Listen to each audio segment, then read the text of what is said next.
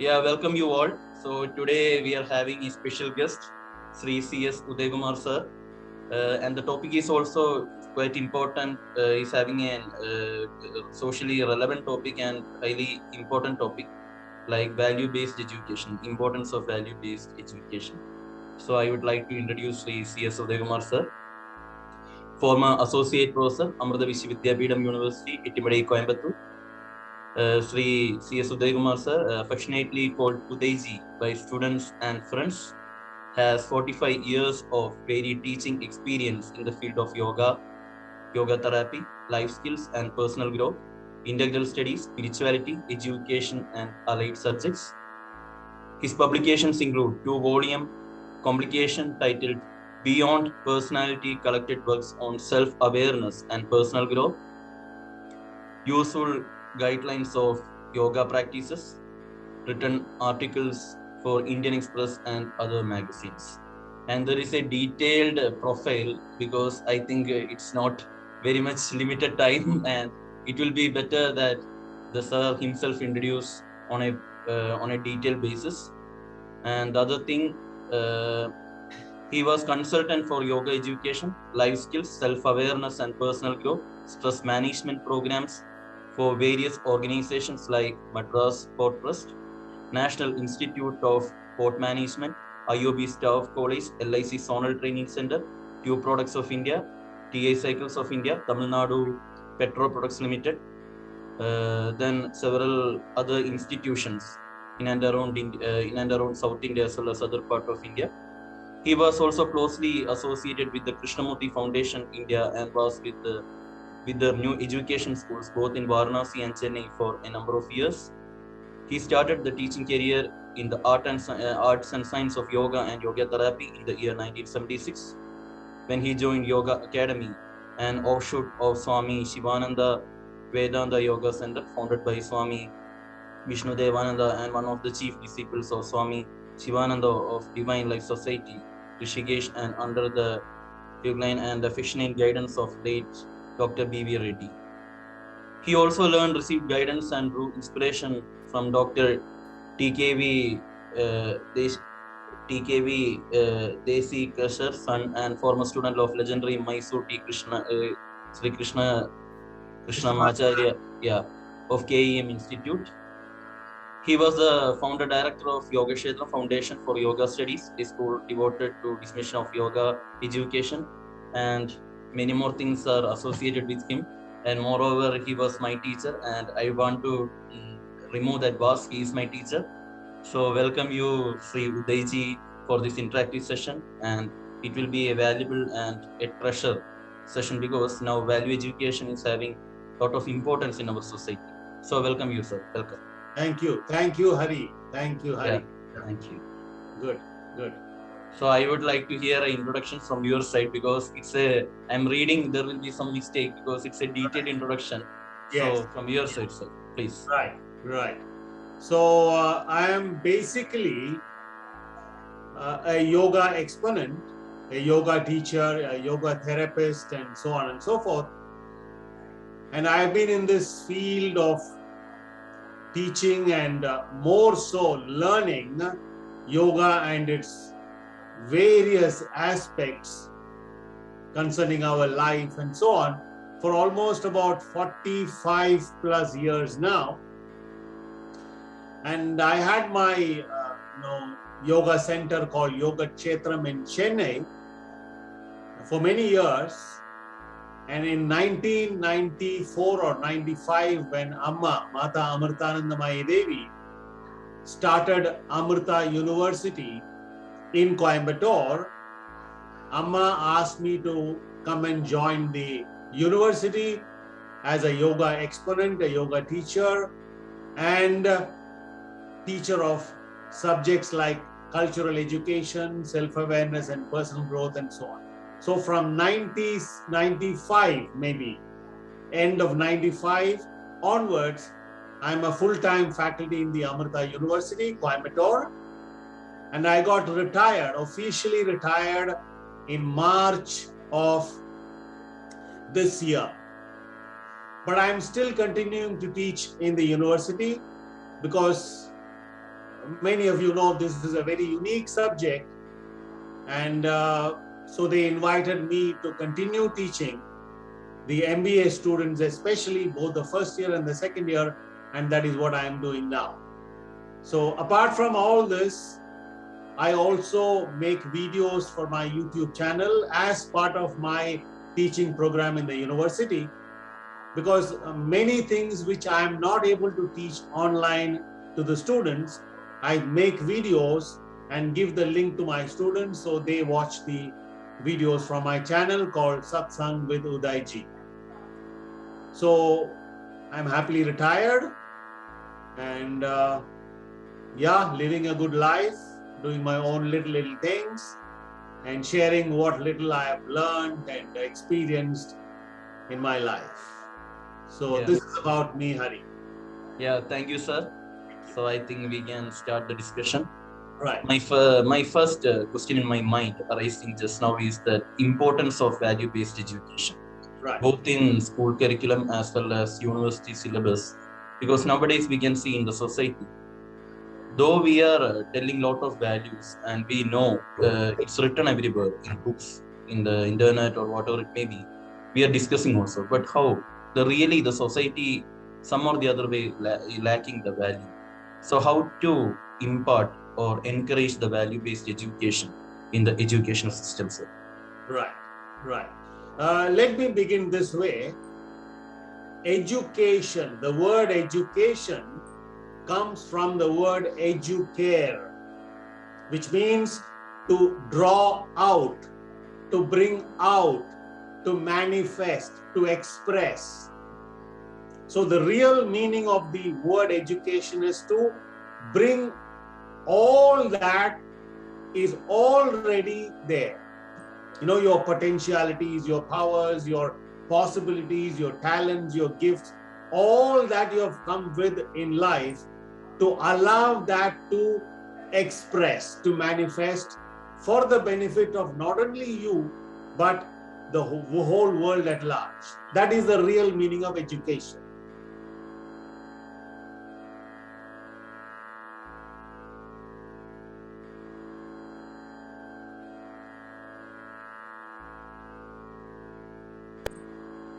But unfortunately, since the Britishers took over and they imposed their Macaulay system of education, we have gone very, very far away from the real education that was taught in our ancient Gurukula system of education. So from that perspective, if you look at education, what's going on in the schools and colleges and universities and so on, you can divide education into two different categories. One is education for life, life with a capital L.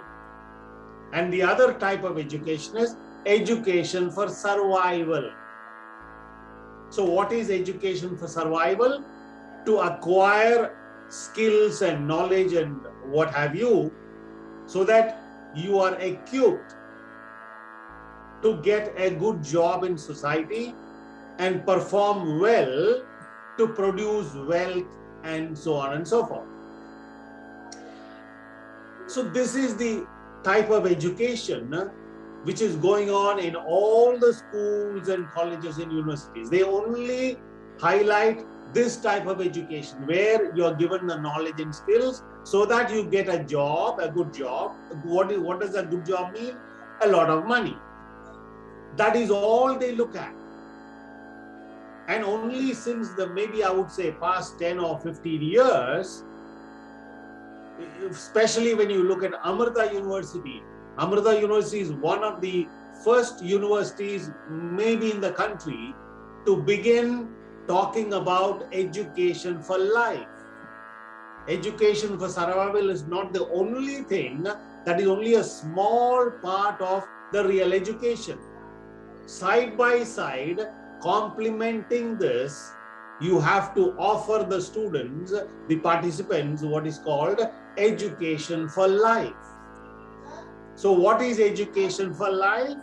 It's all about knowing and understanding yourself, right? Understanding yourself in relation to the world and the universe as a whole.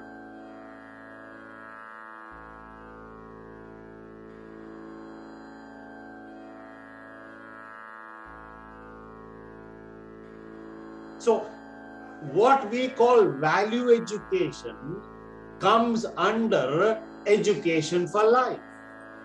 So without education for life, which is knowing and understanding everything about yourself, both the outer as well as the inner, education for survival has very little meaning. In fact, education for survival without education for life is very dangerous. It is like giving a small little child guns or weapons, right? The child doesn't know. It only knows how to play the toys. And if you give a gun or whatever to the child, it's dangerous.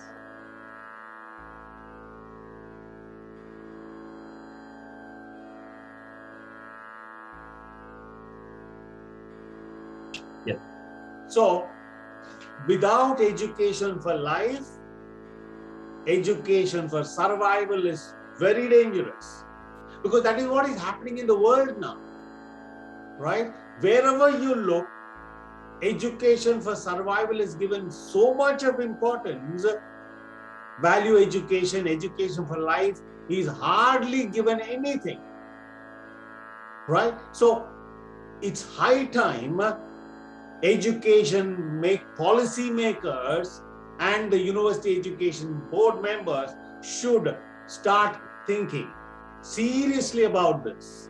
Because as I told you, Amrita University is one of the first universities to begin this program. In fact, every program, UG programs, PG programs, even PhD programs in the Amrita School of Business had this component called, what we called in Amrita University, self-awareness and personal growth for the MBA students and the PhD students, and cultural education for the MTech students and the engineering system, right? So this was inculcated right from the beginning. And after we started in our university, many other universities began, on a small scale.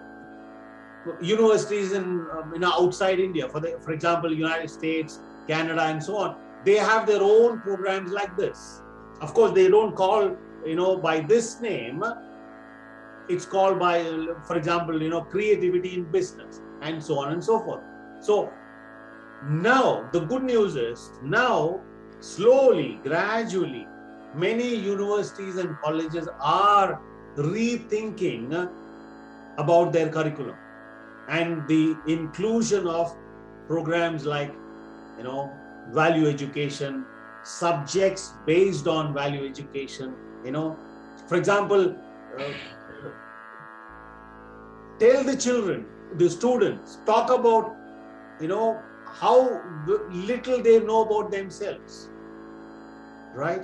And talk to them about spirituality, the real meaning of spirituality, right? Culture of this great country before the Britishers destroyed all the education system. So it is very, very important that education, schools and colleges and universities bring this aspect of education for life very deep into the curriculum, and make subjects that is associated with education for life the center around which all the other subjects go round. Because otherwise, the education that only looks at education for survival is a dangerous proposition, Okay. It's not sustainable. Yeah. So that's the meaning of value-based education, as the title suggests. Value for many things. Absolutely. Each subject is having its own value, whether it's mathematics, sociology, psychology, philosophy, science, arts, everywhere that value is there. And nowadays we are not understanding the value, we are just learning the subject. Right. And real life values also coming. Right. So incorporating the real life value with the subject value, then our productivity, our quality will be better on a value-based manner also. So thank you, sir, for your valuable suggestions. Right. And my next question coming into mind is that nowadays we can see all are very much frustrated. Stress level is there everywhere. Let it be a small kid playing with a toy, to a old age person sitting with his smartphone or watching TV or reading newspaper. Everything we need, everything should be in our fingertip and without any time delay. Our patients are getting down nowadays. We can see everywhere. That's why lot of nowadays in school, colleges, we can see after this pandemic or during this situation, lot of social psychological problems are also happening. I mean, many people and everyone is filled with stress. Right. So how can we relate the stress with value-based education? How to maintain balance in our lives? Right. Other than many other things that what education for life does, one other thing that subjects related to education for life does is it gives a meaning, a direction, or facilitate the students to find out for themselves what they really love to do, instead of all the time doing what other people want them to do, right? Instead of doing what the other people expect him or her to do. So this programs like Education for Life actually helps the students to look at themselves and find out, discover what they really like to do, what they love to do. Not based on money or fame or name or popularity or whatever, right? What do they really want? I mean, the question is, what do I really want? What do I want from life? What am I looking for? What do I love to do? So programs like these, create an ambience where the students themselves gradually begin to question a lot of their assumptions and opinions and belief systems. And they, in most cases, many of these students discover at least what they don't want to do, right? So to discover what they really love to do, maybe takes a little more time, but at least the first step, they have discovered what they don't want to do. Clear enough. So why so much of stress and anxiety? Because all these people, whether they are students or business persons or employees, all of them are doing what they really don't like to do, what they really don't want to do, but they are forced to do.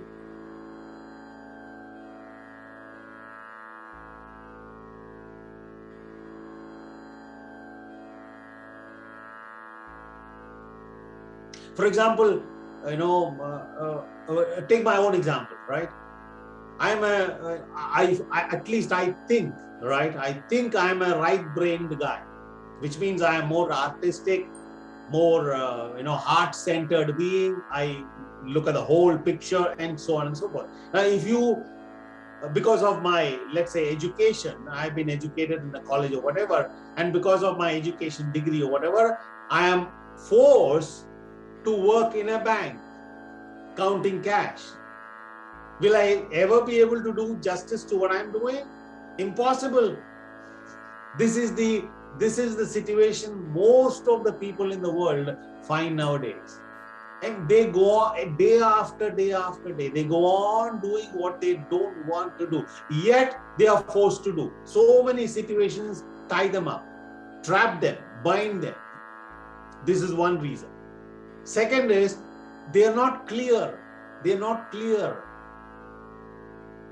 In the mind, psychologically, they are not clear. If you ask anybody, any student or whatever, in fact, I, in my classes, usually begin with this question, the first two classes. What do you want? Why have you chosen this subject? Why do you want to do this? And believe me, 95 plus, maybe I would say 99% of the students don't know the answer. Then why are they sitting in the class? Because their father asked them to do it. The mother asked them to do it. Their uncle asked them to do it. Or the peer pressure. My friends are doing, therefore I am also doing. Right? So stress, anxiety, the primary cause is this.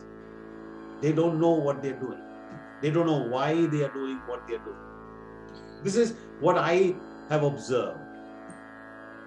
So exactly, sir. So I'm just adding one more thing to this question. The thing is that when stress and anxiety is coming, we are all keeping ourselves aware that someone is watching us. But Right. actually, we are not doing justice to our mind. We are Exactly. all depending upon the society, what he or she is thinking about me, what my family will be thinking. If I don't know this, my social image will be gone. And we are scared of expressing our own personal passions, as Deji has mentioned. So this is the situation where we are creating a pressure cooker inside our heart and we are breaking it. Right. So yeah. So moving to the next stage, I would like to ask one question. Nowadays we are all praying. Many people are praying. Many are meditating. Actually, what is the real meaning of prayer? Whether it is spirituality, irrespective of the religion, the real meaning of prayer or self-realization, as I am seeing myself. I have to understand myself. I will be the best person to analyze myself, no one else. I can go to a doctor and tell that I'm the symptoms only. And his diagnosing is also having a limitation. But I must be the person understanding my body or my soul. So what is the importance of prayer nowadays? Prayer, meditation, self-realization in order to maintain peace in life. Yes, yes. From your question, I will take it as three different parts. One is prayer, the other one is meditation, and the other one is self-realization. So one after the other, I'll cover it. Sure, sir. As I have understood, as I have understood from my experience and from my listening to great masters and rishis and sages of India and the rest of the world, what I have understood is, in the real sense of the word, prayer is gratitude. Your whole being is, full of gratitude for what life has given you. Whatever it is, it could be a disease, it could be a pain, it could be a suffering in life. I've heard, I've read, I've known people with terminal cancer, for example, right? This is just an example. Terminally ill cancer patients who have gone to the extreme and come back. And after they have gone through a process, they keep telling people with a big, beautiful smile in their face, that cancer was a blessing in my life. Thank God I learned so much and it opened up so many things. So gratitude, for whatever, that the sense, the feeling of gratitude is what is actually the word prayer means.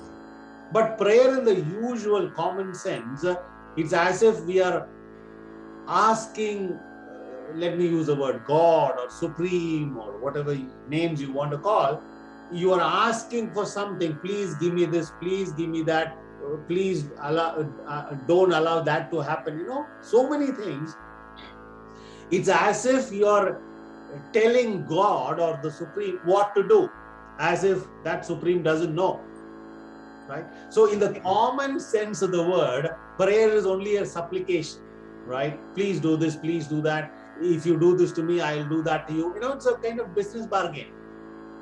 But the actual meaning of the word prayer, as I told you, and I repeat again, it's gratitude. You don't even have to use words. That sense, that tremendous feeling of gratitude, maybe tears flow down your eyes. That is the real meaning of prayer. Now, what is meditation? The original Sanskrit word for meditation is dhyanam.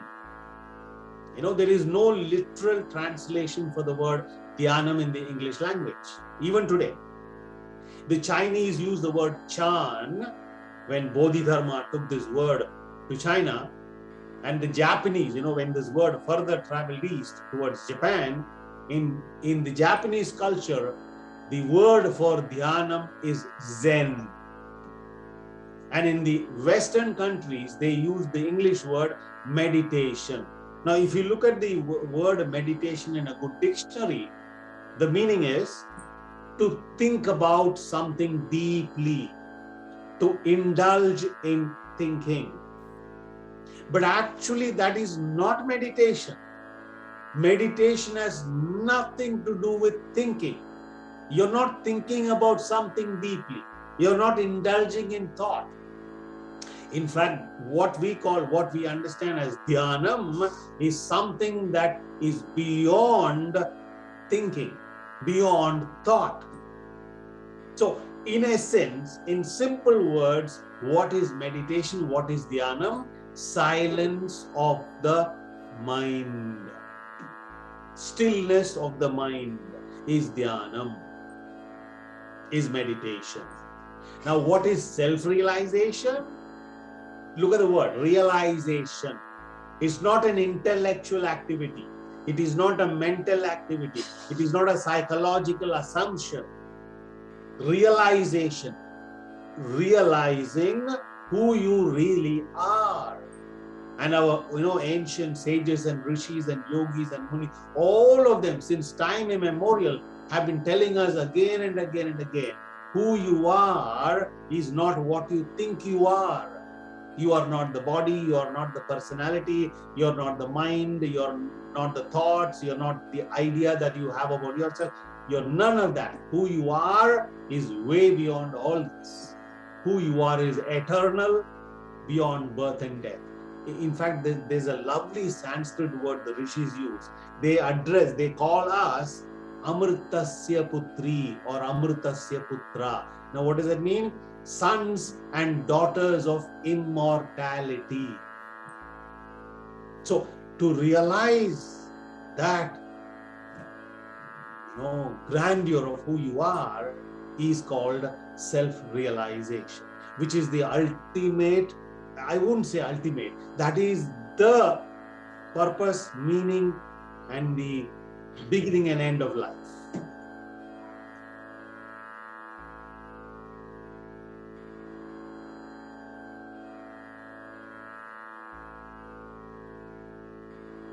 Exactly, Udeji. It was like a mental regeneration or a pilgrim trip for myself, self-realization on having such conversation with you. And it is actually an eye-opening. Actually, now one question arises in my mind. There is always, we are having theoretical value and practical value. And everywhere the practical value, there will be some errors. And it is created by the, we call supreme power or something else. In our body also, the dimensions, there may be some mismatch. The left side and right side, some mismatch, which we can't identify by our naked eyes. So that is the magic of the creative power. And that is the small gap is there. And if you're filling that gap, it is impossible. That errors must be there, which we can't identify ourselves. So that is self-realization. It tends to infinity, and we are in search of that. So it was a wonderful discussion with you on the subject, which gave a vast idea on various perspectives. So going to the next level. Now we have discussed self-realization, meditation, prayers, first, importance of value-based education. Now coming to the other side. Nowadays we can see more or less on whether it may be students, friends, parents, or family, there is an ego clash, or something like it's going like a mega serial. They are not opening up their mind. If they are opening on a better communication, the script is over. In serials that is happening, then only they can run the show. But in family also, they are keeping something in mind, or friends, among the friends, they are doing something. So how can you relate it with a moral value on value-based education? Right. In fact, just a while ago, you used the word. Most of the students, and even the adults, they have this feeling, if I do this, if I don't do that, what will people think about me? What kind of impressions they will have about me? This is, this is not an ordinary fear. This is a real fear, a practical fear. Most of the students have this, right? If I do this, if I don't do that, what will other people think about me? As if the others really think about him or her. There is a lovely saying in the English language: up to the age of 20, I did not know that there is something called other people thinking about me.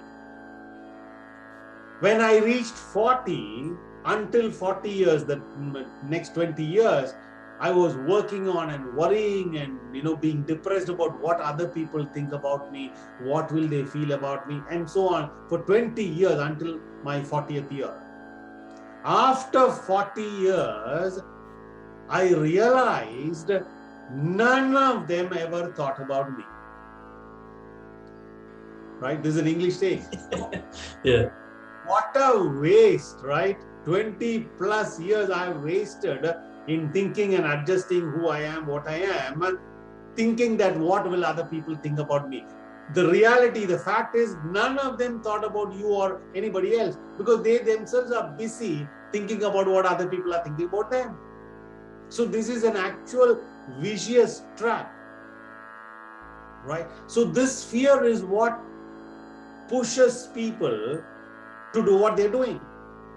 Even today in Tamil serials and movies and regional movies, you can see, there's a dialogue the Tamil actors use. Ennoda kudumba manam gauravam enna avarudhu, as if there is such a thing. This is all imaginary. In fact, there is nothing like that. This is what I imagine. What will people think about my caste, my creed?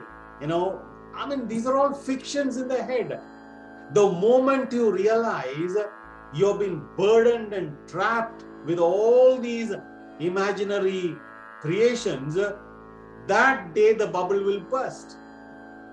And you will no more be worried about what other people think about you or feel about you, because that's not a fact. So this is where observation, observing yourself, your thoughts, your belief systems, and your daily life, all that becomes important. This is where value education becomes important. Education for life becomes, education for life is like a mirror. We show this to students and, whoever is there. Look at yourself. First and foremost, know and understand yourself. That's the first step. Yeah, exactly. So, as Udeji has mentioned about gratitude, paying gratitude is endless, because if I'm trying to think of everything, many people are responsible. The society is helping me in different ways. Lot of people are responsible. The air I am breathing, the water I am drinking, the environment. I'm really paying. We have to pay the gratitude to the environment. It's endless. So it is limitless. So that is the main point that Udeji has mentioned. So it is an really, it's absolute. It's a place. It's a topic on discussion on that limit is limitless. So. Right. Yeah. Next thing I would like to ask is that nowadays, as value-based education, and in school level, when I was studying, I had my schooling from Chinmay Vidyalaya. We had a subject known as moral instruction. Now that term is changed, where we are reading some stories and moral of the story. Everywhere that moral of the story is there. So how can we impart or understand from the ancient epics or ancient Puranas also?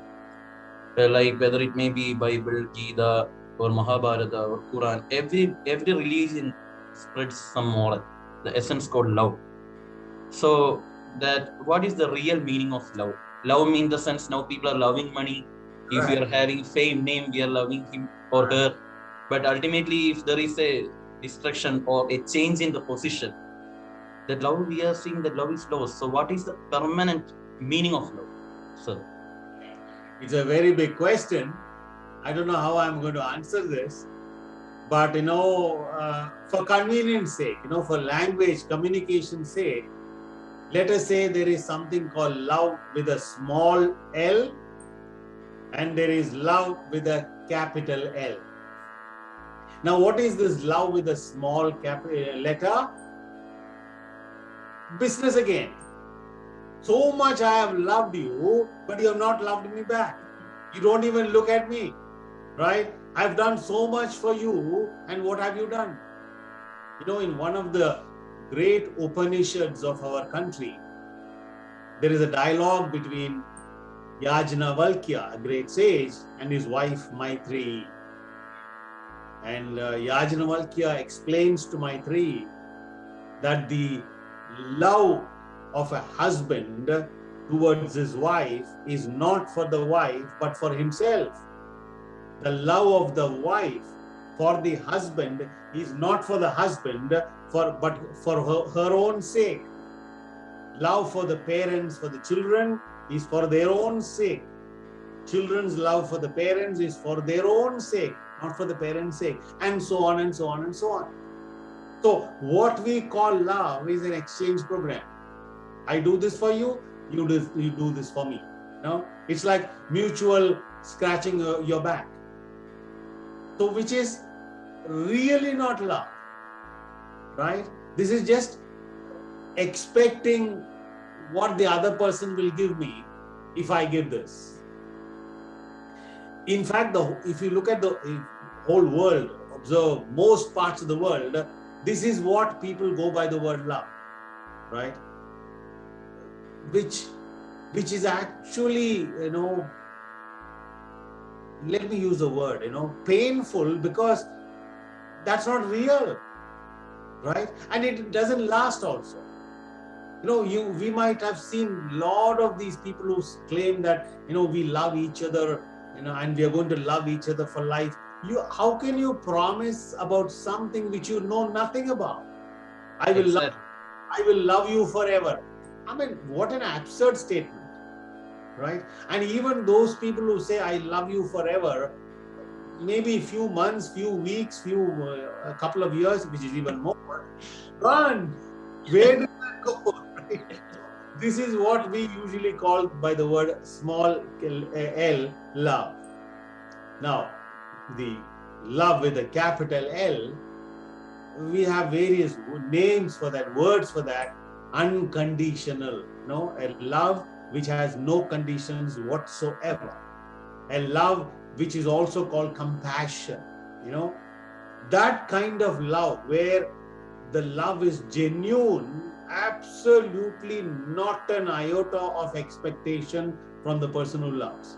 Whatever you are, you might be a good person, a bad person, a businessman, a moneyed person, a poor person, illiterate, doesn't matter. Love is ever flowing. Now, that kind of love can only be seen in realized people, in what we call sages and rishis and, self-realized masters and so on. Yeah. Now, how do they get that kind of love? Because they have seen themselves. They know who they are. And for them, there is no division. You are part of them. I am part of them. The whole universe is them. They are not different from the universe. It's like, for example, in our body, the toe, one of the toe gets hurt, right? It dashes against some object and it gets hurt. Will I keep quiet? That is my toe only. No, it's far away. I'm not bothered. No, because that is part of me. This is how those rishis and sages feel. The whole universe is them. They are the universe. Therefore, you are not separate. Therefore, I can't help but love you. Right? This is the all-encompassing and unconditional, unlimited, enlightened love. So, the love with a capital L is the only thing that is real. The other love with a small letter L, that's not love at all. That is just... it was a well-defined definition for love with much more explanations added on. So, thank you for this terminology called love. Now I am thinking about the capital L and small l. Exactly. So thank you, Udayji, for joining this session. And I would like to add one thing. If money is lost, nothing is lost. If character is lost, if health is lost, something is lost. But if character is lost, everything is lost. But with moral values, we can build everything. With a good character, we can mold our character. We can nurture the character from the childhood. And with this character, we can make others smile and the world smile and pay gratitude to the whole cold environment. And right now, I am paying my gratitude to Udaiji for joining this session. With a gratitude of prayers, a gratitude of happiness, and with the gratitude of that so-called capital letter L, I am concluding, and I need all your blessings, and I wish you a good health and a prosperous life ahead to create smiles among a lot of people around the world. Thank you. Thank you. Thank you, Hari, for giving me this opportunity. And I loved the session. And I love talking about all this because this is my passion, this is my life. And I hope that people who have listened to all this, our interaction, would understand something and make use of that in their daily life. So thank you so much. Thank you. Thank you. Thank you. Thank you.